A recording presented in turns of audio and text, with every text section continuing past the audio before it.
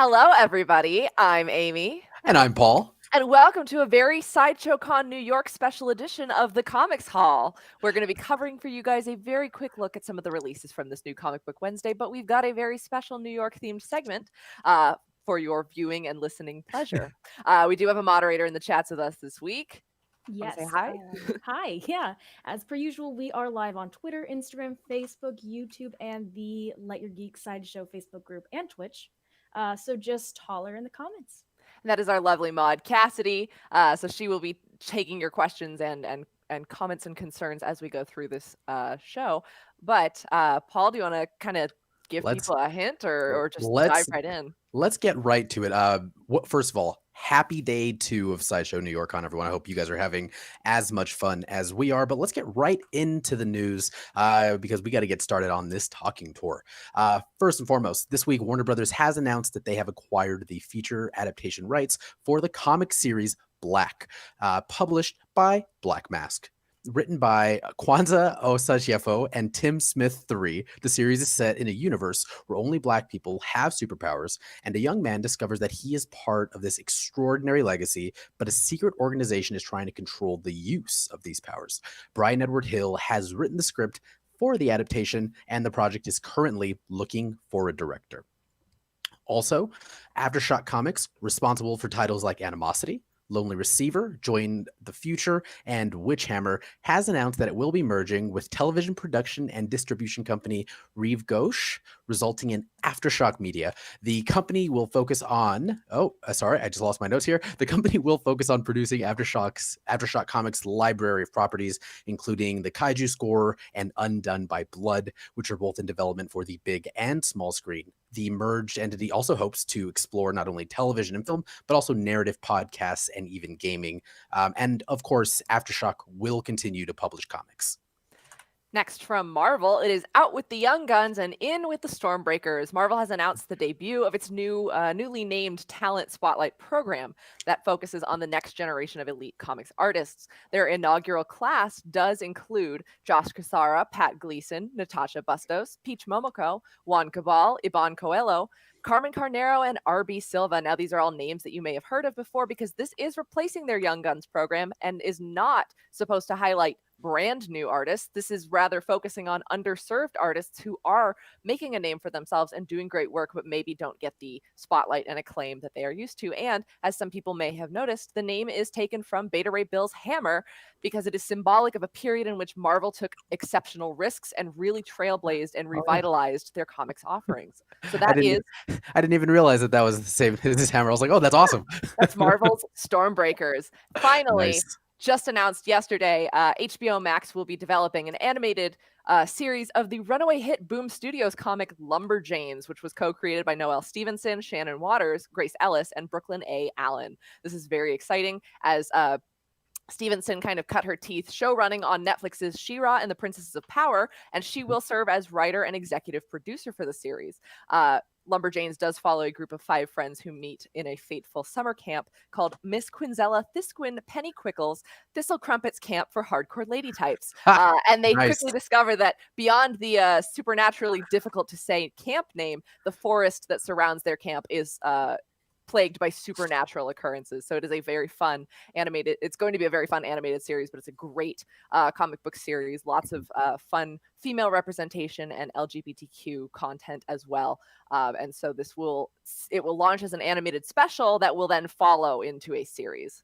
Yes. Yeah, guys. So that'll cover it basically for the week of October 7th, 2020. If there's any news or anything you missed or think that we should know, let us know in the comments. We'll definitely read it. We can't go backwards and re-say everything, but I think this is a good time to move on to our next and most competitive panel, our segment, I'm sorry, Yes. which is the panel of the week. Every week, the panel of the week, we choose a theme and we go to you, the viewers and listeners, to help us decide, put our egos to the side and help pick which panel best exemplifies the theme. This week, in keeping with our convention, but specifically in a New York theme, we were challenged to pick our most New Yorkiest Marvel Comics panel. So, Paul, do you want to explain which one you picked? Yes. I chose the amazing. My panel is from Amazing Spider-Man number 655. For those of you that have been following, that's the No One Dies arc there, and this is written by Dan Slott and art and ink by Marcos Martin, colors by Munsta Vicente. This is an incredibly beautiful panel. I love how small in the top left corner there. You can see Peter Parker just standing on a water tower overlooking New York. There is a wonderful array of different colors and size and literal depth to a lot of this, and it sort of shows how small Peter Parker is, but how important he is sort of to this entire city. And that's why I chose this. I love this panel so much.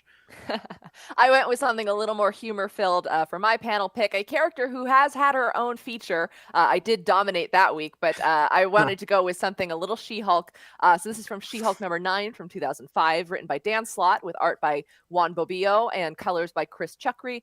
Nothing quite says New York to me than more so than She-Hulk hailing a cab and then ripping the door off.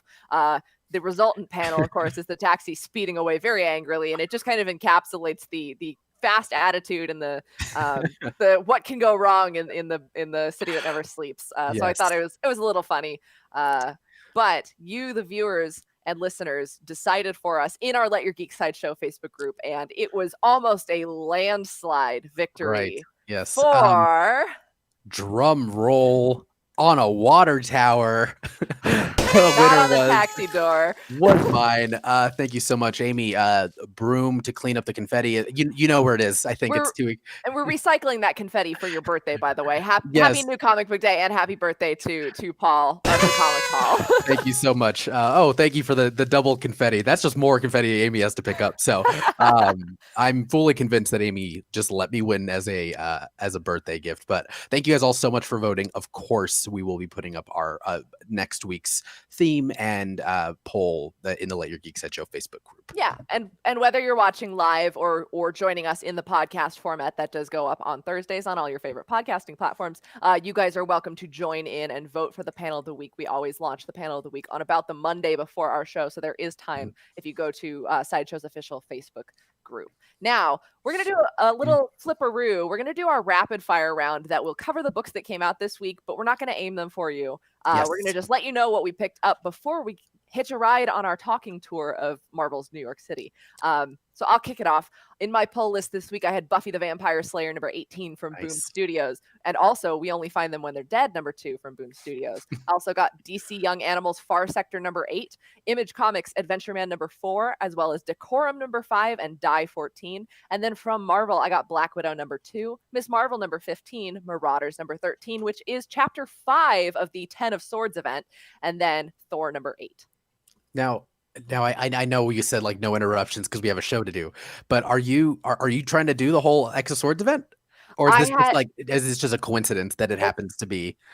I didn't get chapters 3 and 4 are also out today in X-Force 13 and Wolverine number 6, I believe. But I am not picking up all of the chapters. I'm going to judge based on how difficult it is to understand what happened in Marauders, because that is the 5th chapter. Oh, right. And if I really need to, I will go back and get the others, but I'm not 100%. Yeah, it sort of worked out because I'm reading X Factor, I'm reading Wolverine, but I'm not reading Marauders and everything. I was like, we've both very clearly said on a previous show, we're not going to do the event, and we're still kind of dipping our toe. With our powers combined, we'll figure out the whole mystery. Yeah, between us, we'll get it. So in my pool this week, I've got Batman number 100. That is the end of the Joker War. We've also got Justice League number 54. That is the second part of the Justice League's arc in the Dark Knight's Death Metal story right now, as Wolverine number 6. I'm reading Deceased Dead Planet number 4 as well. Decorum number 5. We Only Find Them When They're Dead number 2. Black Widow number 2. Adventure Man number 4. Spy Island number 2, which is a book that if you can, please go read that book. It is hilarious and I love it so much. And also Lonely Receiver, another book that I love so much, but not hilarious, like the opposite end of the spectrum. Very serious book. So yeah, that's going to do it for my pool. I think it was, you had a pretty big pool this week. Normally, like I kind of trump you in just the random stuff that I'm reading, but you had a pretty big pool this week. This is a solid week for sure. But rather than describing those books to you this week, we did want to keep it to a New York con theme, and we did previously do a convention-focused episode. If you want to check out Mhm. our summer Sideshow Con episode back in July, but this time, because we can't be in the Big Apple, we did want to kind of do a love letter to that with our Comics Hall official talking tour of Marvel's New York City, because Marvel very specifically is the world outside your window, and they have very much placed themselves inside of New York City. So we did want to take you guys around and kind of introduce you and maybe refamiliarize you with the very famous locales in New York City and Mhm. who lives there and why you should visit them in the comic books. Yes, and it's actually kind of great that we both got these little mics because we could be on a double decker. But if everyone just, let's just set the scene. We're on a double decker bus. Everyone's got their cameras And their they, maps. and and their maps, and their comics hall swag, ideally, and all of the praises for my panel of the week win. So thank you guys all so much. So let's kick this off. We are going to start in a little old place called Brooklyn, where you may have heard of it. So specifically with Brooklyn, we are going to take a look at 569 Lehman Place, which is the house. I guess I can say, if you look on your right, you'll find 569 Lehman Place, which is a house that Captain America lived in for many, many years, mainly through the Silver Age. Once it sort of got toward, I guess, what you could call more of the modern age of comics, it wasn't so much about where Captain America lived as he was more. He always found himself kind of living at wherever the Avengers were stationed, but he also doesn't live anywhere too, very long. But yes, here at 569 Lehman Place, this is as close to Cap's base roots as you're going to find. And we want to sort of also suggest a comic that can kind of put you in the locale and in the mindset of the character. So if you really want to read something absolutely fantastic that'll get you in Brooklyn, but also in the mindset of Captain America, please, please, please, please read Captain America by Ta-Nehisi Coates, Lynell Francis Yu, and Adam Kubert. I did not realize how much incredible talent was on this book because I picked it up and I started reading it a couple months ago on Marvel Unlimited, and I was like, oh, it's really great. But I didn't realize like how all of these people are they're just heavy hitters on their own right, and then they came back for this book. And we also have an art print available on sideshow.com with this cover. Very neatly wrapped in a beautiful Alex Ross cover. Yes. It is available from our fine art print program as a lithograph hand signed by Ross himself with a certificate of authenticity. That's beautiful. But we're not done with Brooklyn yet, are we, Amy? No, we are not. So if you happen to find yourself in Bed-Stuy in Brooklyn, New York, you might run into another Avenger who, is just like the common people. He's just like us. He drinks his coffee straight from the pot. He feeds pizza to his dog, and he runs around New York City with a stick and string from the Paleolithic era. That's right. It's Hawkeye, everybody's favorite guy who looks like a pretty normal guy. Yeah. Actually, it'd be hard to recognize him on the street. And that's exactly what that comic is all about. We are showing you, I don't have the exact street address, but what you are seeing is Clint Barton's apartment building. Bed-Stuy is the home of his apartment building in which he first lived as a resident, and then he bought the entire complex in order to protect his neighbors from the mafia. It's also been nicknamed, very famously, the Fortress of Solid Dudes. There are at least 4 stories to the building and about 8 apartments, and there are regular potlucks on the roof if you're looking to meet. That really tickled you, didn't it, Paul? I didn't know that. I'd never heard that before. It was from Matt Rosenberg's recent run. Oh, okay. I was like, I gotta put this one in. I was like, I've never heard that before. That's incredible. If I had made that up, I would be very proud. But no, that is Matt Rosenberg in the latest Hawkeye Freefall. But there are regular potlucks on the roof if you're looking to meet the neighbors. And if you want to learn more about Clint Barton and how he acquired this Bed-Stuy apartment building, or if you want to know how he met Pizza Dog and he fought off the tracksuit Draculas, you're going to want to read Hawkeye Volume 1, My Life as a Weapon, by Matt Fraction and David Aja. This is one of the most iconic books of the modern Marvel age, first published in 2012, and it is a character-defining series. So you'll want to check that out if you're in the neighborhood of Brooklyn, if you're hanging out with Cap, and then you want to stop by and see Hawkeye. Oh yeah, and I mean that would be a fun like what an interesting dichotomy that would be from going out from hanging out with Captain America Mhm. to what is it, the Fortress of Solid Dudes. Fortress of Solid Dudes. I always just think of Clint with his coffee pot, and he just says, "Ah, coffee, no." Like, he's just so disappointed by the drinking it straight out of the pot.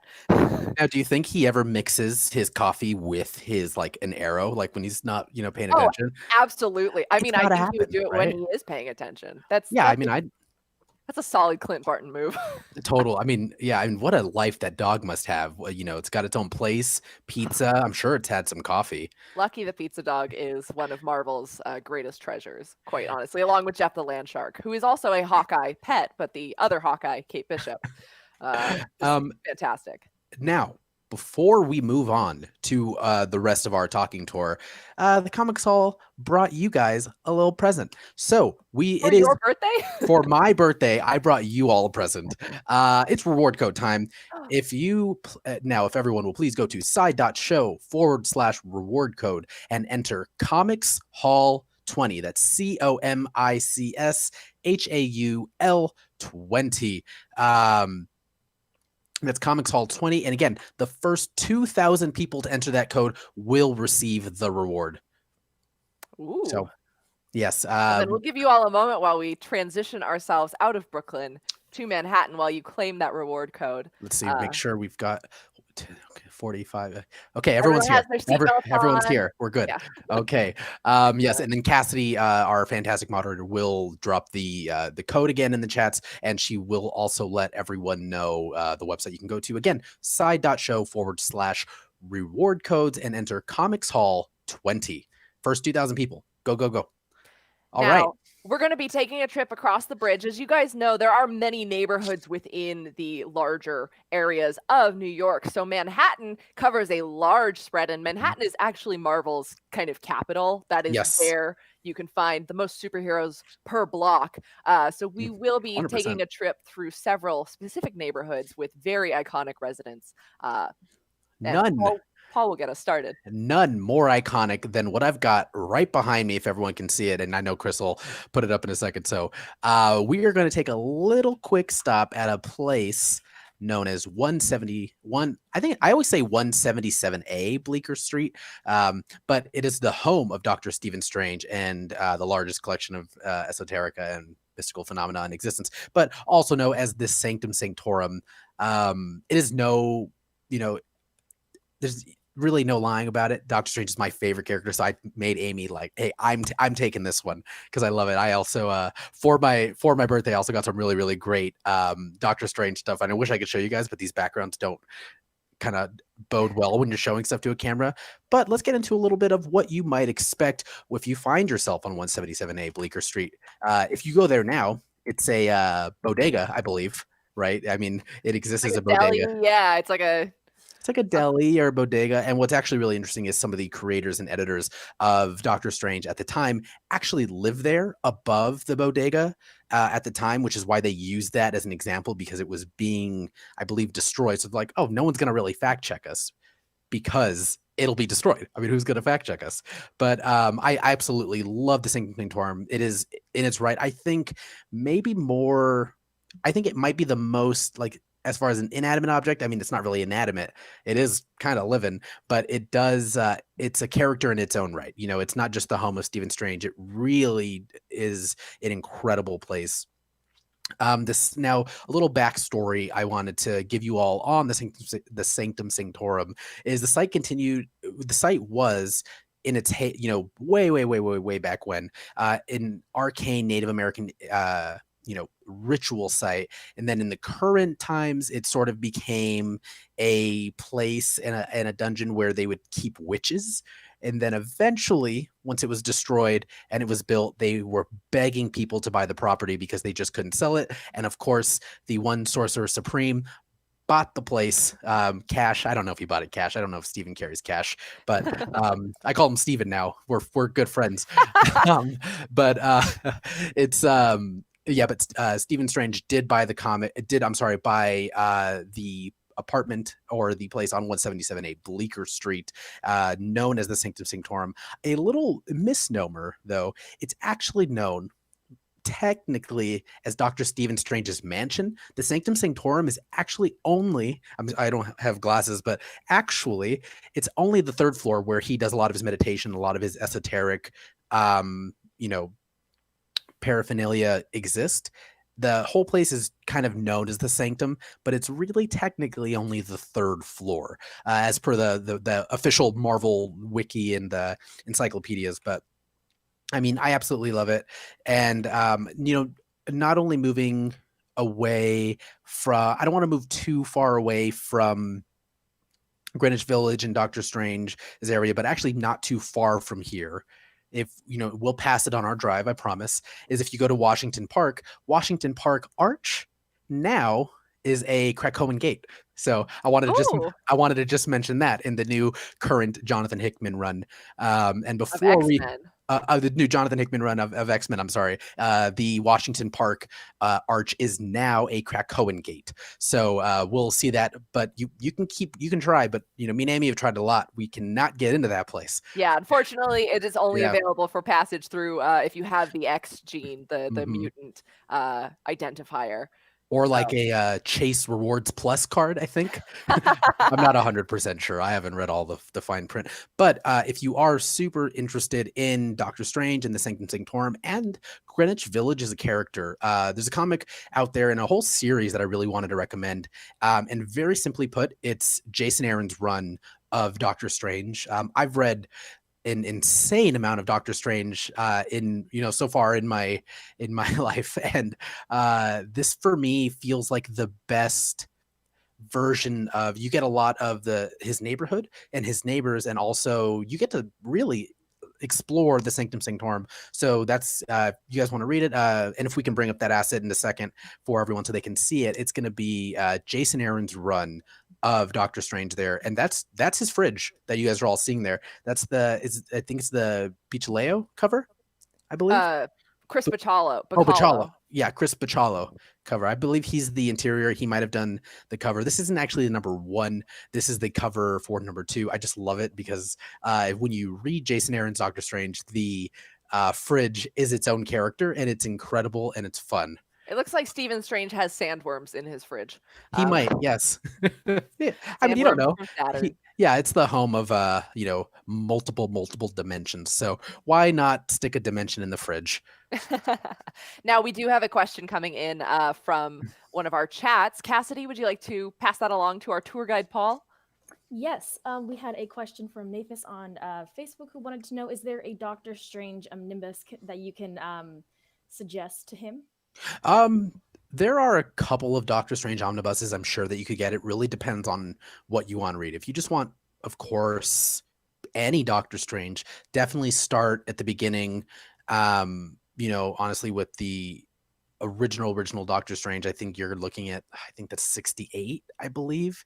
I think that someone will fact check me, and so I thank you in advance. I think that's 1968, but I actually don't. I don't know why. I don't personally collect omnibuses. I have just a ton of different graphic novels all over, and I'm sorry I couldn't be much more help, but there definitely are Doctor Strange omnibuses out there. It just really depends on what version of Doctor Strange you want to read. So there is, I think, maybe except with the last 10 years, I haven't seen an omnibus, but there definitely is like the, True Believers Doctor Strange that you can read, and it's all of the some of all of the original stories, of course. From Strange Tales specifically, before he even got his own individual title. Yes, from Strange Tales. I think that's 116, I believe. Again, someone will fact check me. I think that's 116, but so from there on out, Strange Tales, there's plenty of Doctor Strange out there. Great question though. All right. So I think everyone? we're gonna we didn't lose anyone to the Sanctum or Everyone's to the good? snakes. Oh, yeah. He does have some very chatty snakes. If they start talking to you, don't talk back. We're going to take a little trip up a little northward towards Hell's Kitchen. Now, don't let the name fool you or scare you. It is under the watchful, vigilant eye of a number of superheroes. But first, if you guys find yourself on 485 West 46th Street, please do try to mind the broken glass and the swearing you might hear from the upper floors. This is the home of one Jessica Jones, who is a very, very skilled private investigator who is very, very good at throwing people through windows. So you're going to want to watch out for that. She did formerly work with the Avengers under the heroic name Jewel, but if you bring this up to her, you'll be the next one tossed out the door. Still, if you need a missing persons case solved, or you want to spy on other superheroes with secret identities like Captain America and Spider-Man, then she's the one to call. That is very famously, she did spy on Captain America, but she refused to spy on Spider-Man, much to the chagrin of J. Jonah Jameson, who had hired her, and she wasted his money. That is one of my Nice. all-time favorite single issues of a comic. And her services are not cheap because she does have a very expensive drinking habit to maintain. Right. Yeah. There are so many fantastic Jessica Jones stories, but uniquely, up until 2018, she had only ever been written by Brian Michael Bendis. So I'm going to recommend you go straight to the source with Jessica Jones for Alias Volume 1 by Bendis and Michael Gaydos from Marvel's rated M for mature Max imprint. So this is not for the faint of heart. She very famously opens her book on a swear word that kind of put Jessica Jones on the scene. If you are looking for modern Jessica Jones that was not written by Bendis, though, Kelly Thompson is the writer to go to, and that would be Blind Spot and Purple Daughter. Fantastic character, very young character, all things considered. She did debut in 2001. So she's not yet old enough to buy herself a drink in terms of publication dates. Sorry, Jess. But if you find yourself roaming in Hell's Kitchen at night, just rest assured you're still safe because you are under the vigilant watch of the Devil of Hell's Kitchen. As mysterious as he is territorial, Daredevil keeps tight surveillance on about 20 by 4 blocks of town, protecting it from crime families like the Libris Gang, Leland Owlsley, the Stromwinds, and Wilson Fisk himself, who is now the mayor of Hell's Kitchen. On a completely unrelated note, though, if you do need legal assistance in Hell's Kitchen due to some unprovoked attacks you might experience at night, the offices of Nelson and Murdoch are nearby. Good luck getting a hold of that Murdoch guy. He's always out of town, or you know what? I never see him, and he's always bruised up. He must be a boxer or something. Yeah, it runs in the family, but he's definitely not Daredevil because I went to a Christmas party with him and he had a sweater that said "I am not Daredevil." That's from the famous Somni run on the character. That's all I need. That's all the confirmation I need. Yes. So again, there are dozens of Daredevil stories to recommend if you're looking for him, and of course, there's the classic Frank Miller stuff. There's the Charles Soule run, which was more focused on the legal side because Charles Soule himself is a lawyer. But I want to recommend a run that has been blowing me away continually, not only because of how important Daredevil is to the story, but how important Hell's Kitchen is to the story as a place and as a political war ground by the mafia families of Hell's Kitchen. And that is Daredevil Volume 1, To No Fear by Chip Zdarsky and Marco Cicchetto, excuse me. And again, it is a battle for the very soul of Hell's Kitchen itself. Beautiful, beautiful story, and it is a sharp turn from Chip Zdarsky's typical humor. Yes. So it is. I highly recommend it, especially if you're looking for a good jumping on point for Daredevil in the modern age. Totally. Yeah. So it's a great story. I mean, again, if I believe Foggy Nelson is handing out business cards if anyone needs them. Please hurry though. The bus has got to get going. All right, yeah, everyone's in. When they say if you can't stand the heat, then get out of Hell's Kitchen. So we will be taking a trip across town to Midtown, actually. Yes, so we'll be in Midtown, a bit of the upper city as well. We've got the big A there. Everyone knows what that means. It's Ant-Man. No, it's not Ant-Man. It is. Wishes. He wishes. Yeah. This is very famously I would say one of the more populated areas of superheroes in all of Manhattan and New York is Midtown and and whatnot. And of course, we've got the A there because the Avengers. We've got Avengers Mansion there, and there always seems to be something stirring. So we won't keep everyone too late. If you look up, you'll probably see someone swinging around. Promise. But more so than the Avengers Mansion, I want to take everyone to a very famous and a very iconic building, the Baxter Building. Great timing, Chris. That was great. If everyone will look, let's go to the right. If everyone will look on your right, we've got the Baxter Building. The Baxter Building is a 35-story building located at 42nd Street and Madison Avenue. That actually does exist. You can go there and see it now. It's not the Baxter Building. I don't think the Fantastic Four are there, but I'm also in California right now, so I couldn't tell you definitively. I mean, we're in New York. I'm sorry. I went in and out of that facade real fast. We're with the East Coast Avengers, not the West Coast Avengers. Oh, right. Yes. Moving right along. So it looks like yeah, so in the United States, it's a this is a pretty prominent and pretty busy area of New York, specifically. It's actually really close to the United Nations. That's why Reed Richards says he built it there just in case, because they have tons of diplomats coming in and out of the Baxter Building all the time. Now, of course, the most famous residence of this, of course, is Marvel's first family, the Fantastic Four, but it hasn't just been occupied by the Fantastic Four. In the fourth volume of Amazing Spider-Man, I believe that's probably about 15 years ago or so. Oh no, not 15 years ago. I'm sorry, like 5 to 10 years ago or so. It was actually home to Parker Industries before Parker Industries went under. Unfortunately, he's always hanging out with his buddy Spider-Man, that Peter Parker. I don't know what he was doing. Bad but influence. He sure was. Yeah, but I really wanted to take everyone through, if we can hop back over to the Baxter Building real fast. I did have a fun guide to the layout of the Baxter Building that I thought was really interesting. So anyone right now, even if you'd like, there is a gift shop. You can go right to the central floor. There is a Java Coffee there, I imagine, but you can only go to floors 1 through 30, which is just normal businesses and whatnot, because floors 31 through 35 are actually the headquarters of the Fantastic Four. On the 31st floor, we've got the actual living quarters for the Fantastic Four. That's where they all live, and a lot of times you'll see them really kind of just hanging out if they need to stay in the Baxter Building, if they're not on Yancey Street. Now, we also have on the 32nd floor the medical lab, library, and the conference room.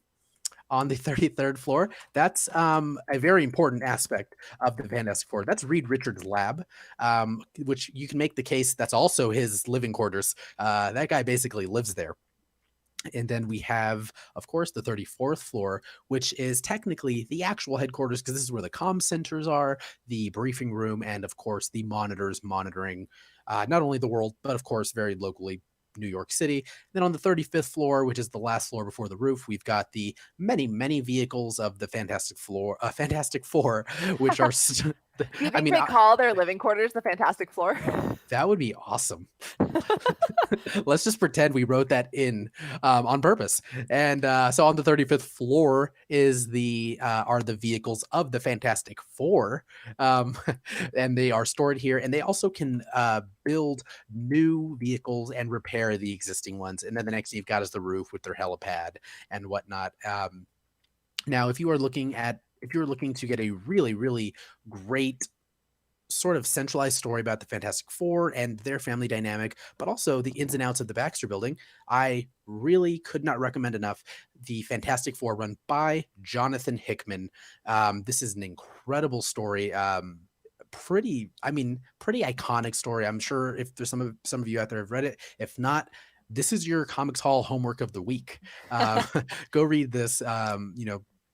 Jonathan Hickman did such an incredible job. The art is fantastic, but it really does a good job of sort of not only reinstituting the family dynamic of just the Solid Four, but you've also got I believe it's Valerie. Oh, Franklin and Valerie. Oh yes, I'm sorry, Franklin and Valerie Richards, who are their two kids. So. I was like, what do you need, Paul? What do you need? Amy, please. But yeah, you can definitely pick that book up. I could not recommend it enough. This Jonathan Hickman kid's going places, so you're going to want to jump on this book. I'm sorry, it's Valeria Richards. Oh, it's Valeria. I thought it was It's Franklin and Valeria. I know. Franklin, I was like, it didn't sound right when I said that.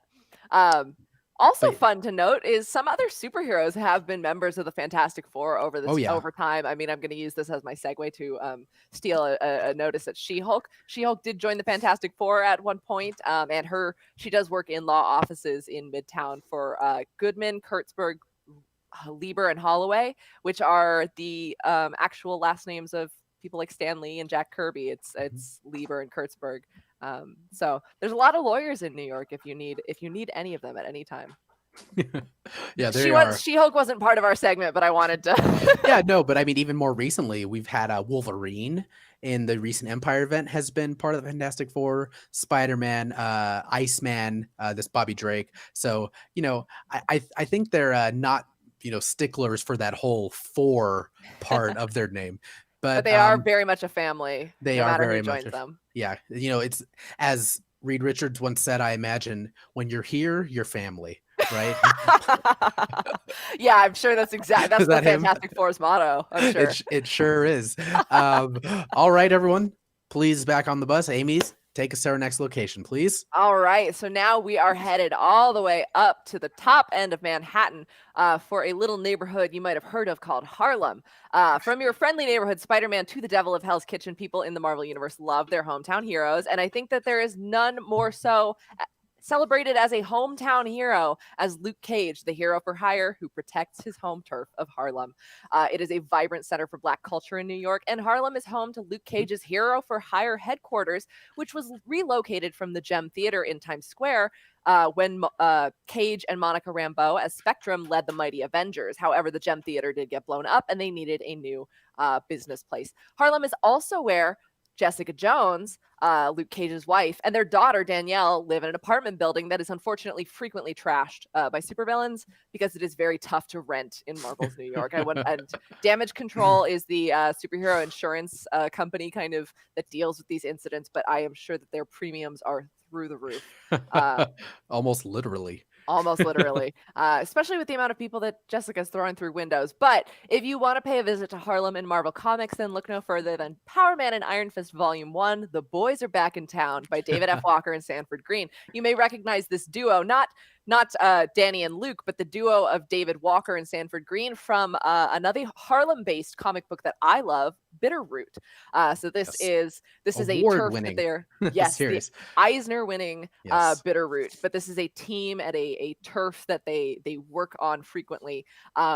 And I love that the volume is called The Boys Are Back in Town. There is no better indication of this legendary comics bromance. This is the most modern revitalization of the team, and Danny Rand and Luke Cage remount their Heroes for Hire business after it had been disbanded and destroyed and also appropriated by Deadpool. I'm sure they'll be hearing from their lawyers on Deadpool stealing the Heroes for Hire business name. Jessica Jones begs Luke not to get back into it with Danny because only fun happens when Power Man and Iron Fist are on the scene. But I love this book and I love this art team so much. And not only can you see Luke's apartment in the series, but you can also see his cast of classic villains with a modern spin. Yes. Absolute master creators of Walker and Green. They're just fabulous, and it is a sweet Christmas in Harlem every day. But this is such a fun series and place, and it really is mostly focused in on Luke Cage as his home turf. But for Marvel Cinematic Universe fans who might be wondering, yes, Harlem is indeed the site that was trashed by the Hulk and Abomination in the Hulk film, and it was, of course, the backdrop for the Luke Cage live-action Netflix series.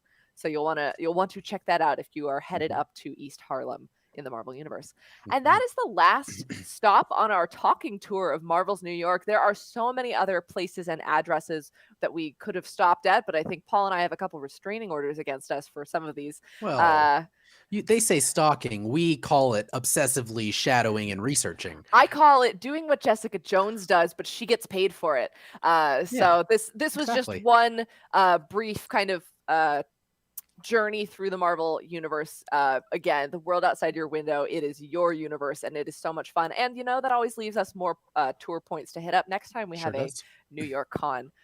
So we're not done just yet because we do have a couple of Comics Hall classic staples, but we thank you guys for being so attentive on our tour and keeping your arms and legs inside the vehicle at all times. Yes, Hope you enjoyed and get to meet some tip jar is on your right. Thank you so much. Oh, Paul. Yeah, hopefully this will encourage you and inspire you to meet some new heroes and reminisce over how fun this city is in the fictional realm when we aren't necessarily there celebrating a convention.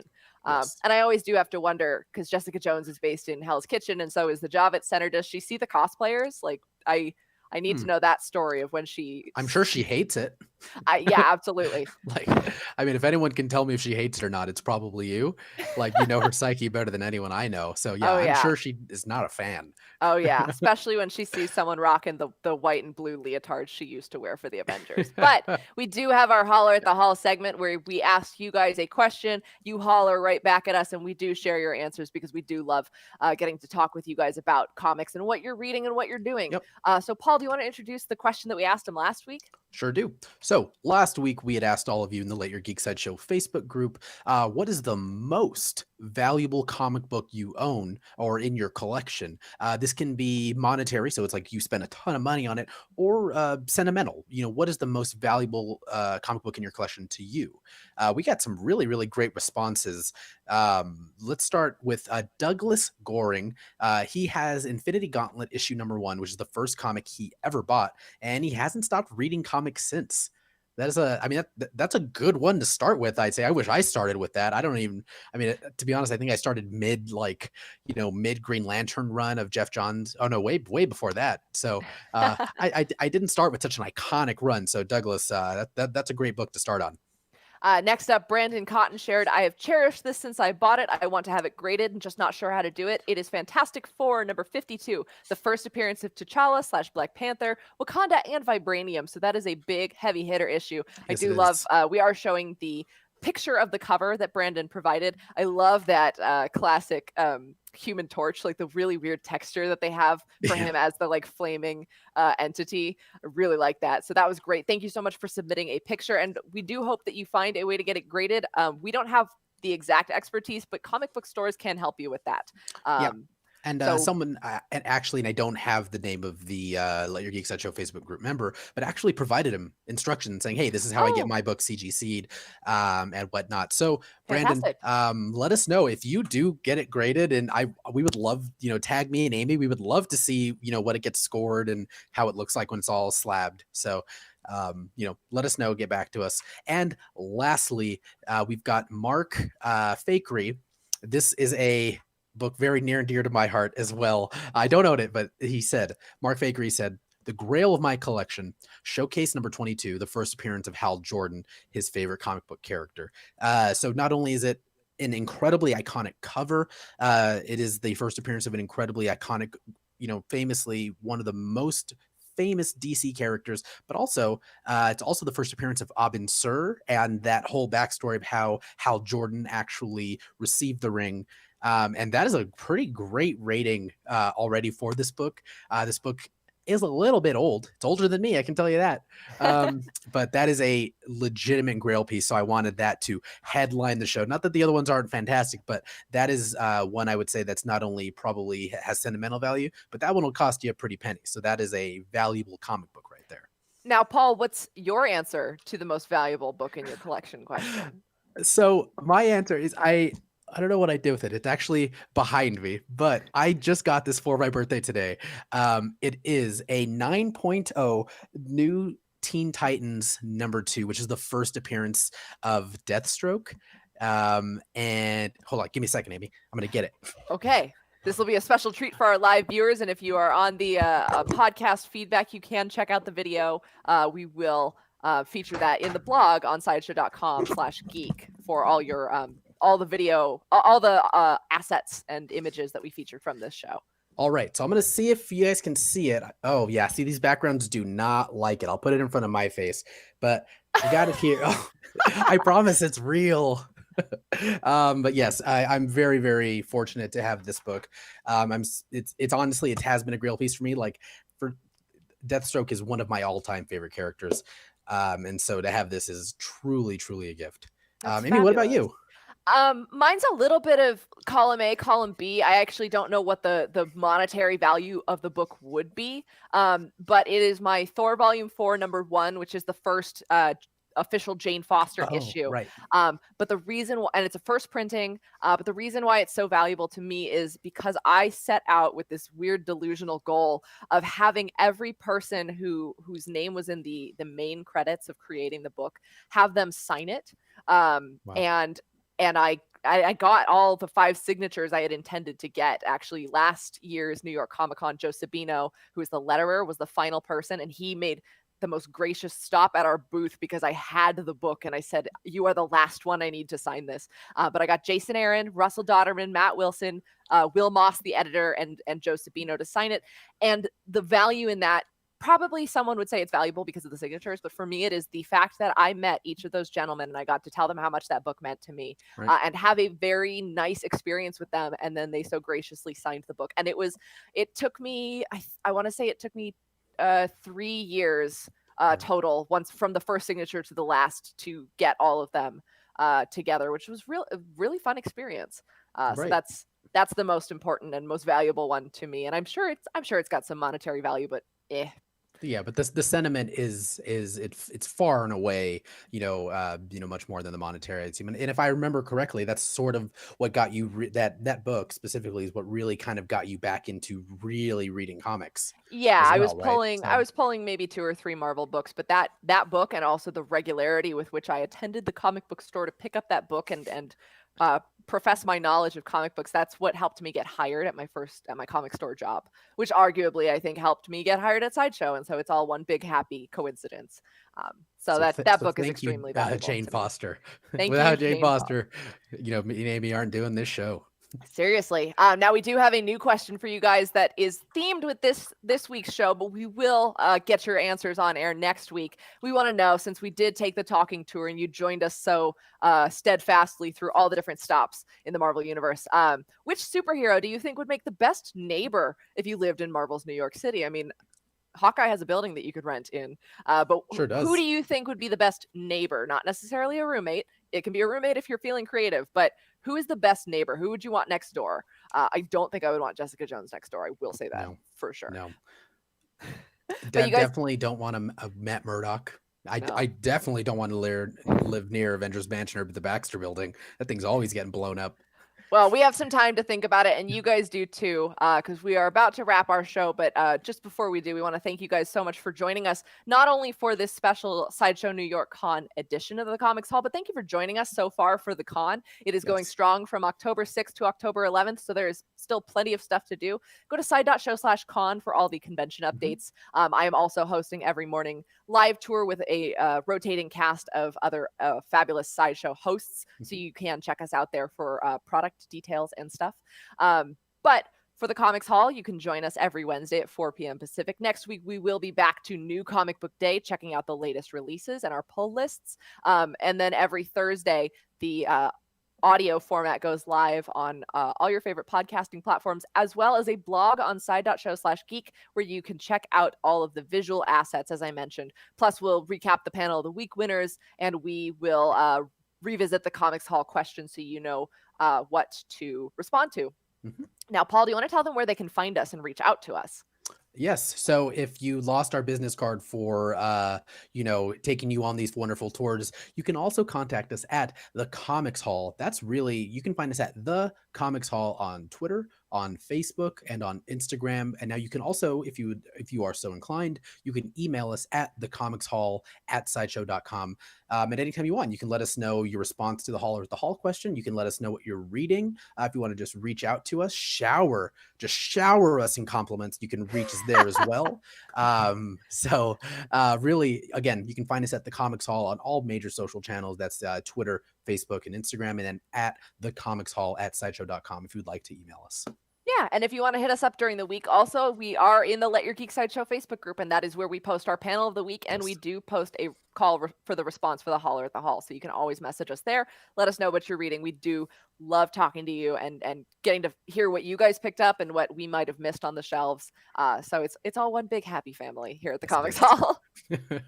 All right, so I think that does it for this week. We do have there is a wrap-up show for today's day of the convention in the Let Your Geek Sideshow Facebook group, and then I'll see you guys tomorrow morning for day 3 of Sideshow New York Con. Yes. All right, I'm Amy. And I'm Paul. Thank you so much for joining us. This has been the Comics Hall.